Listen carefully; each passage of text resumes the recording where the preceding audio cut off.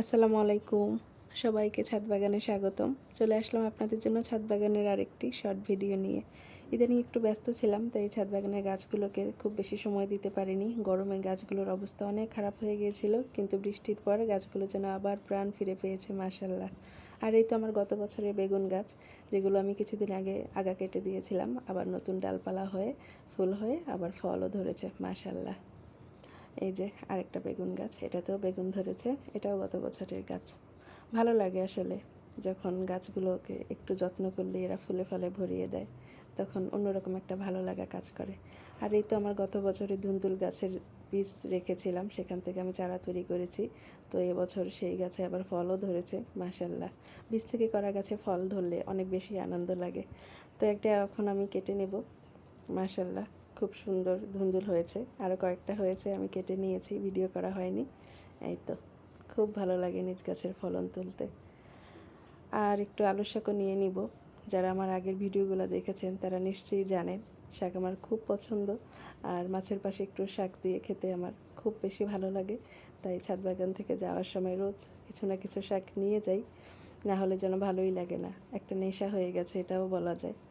আর শাকগুলো বৃষ্টিতে এত সুন্দর পরিষ্কার পরিচ্ছন্ন, আর বৃষ্টি পেয়ে যেন একদম পাতাগুলো বড় বড় রসালো হয়ে গেছে।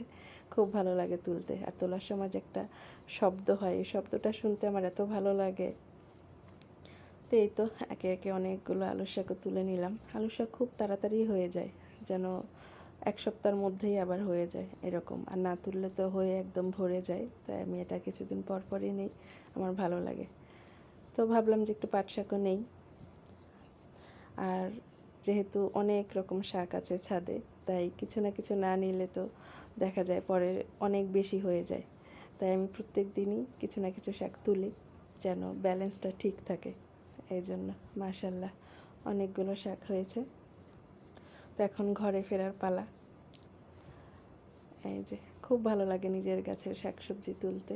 আর এই তো বাসায় আসার পরে এভাবে রেখে আপনাদের জন্য ছবি তুলে রাখি, ভিডিও করে রাখি, যেটা আমার খুব ভালো লাগে। তো একে একে সাজিয়ে নিলাম পাট শাক, আলু শাক, ধুন্দুল, মাশাআল্লাহ খুব ভালো লাগছে দেখে। নিজ গাছে শাকসবজি তুলতে যেমন ভালো লাগা কাজ করে, তেমনি এগুলো রান্না করে খেতেও অনেক বেশি ভালো লাগে। একদমই বাজারের শাকসবজির সাথে তুলনা করা যায় না। এটা আসলে অন্যরকম একটা ভালো লাগা, এবং এর স্বাদের আসলেই কোনো তুলনা হয় না। তো আপনাদের যদি সময় থাকে, সুযোগ থাকে, অবশ্যই গাছ লাগাবেন। দেখবেন আপনাদেরও ভালো লাগবে। ফুল গাছ হোক, ফল গাছ হোক, যার যেমন পছন্দ সেই অনুসারেই লাগাবেন। তো সবাই ভালো থাকবেন, সুস্থ থাকবেন, আমার জন্য দোয়া করবেন। সবার জন্য অনেক অনেক শুভকামনা। আল্লাহ হাফেজ।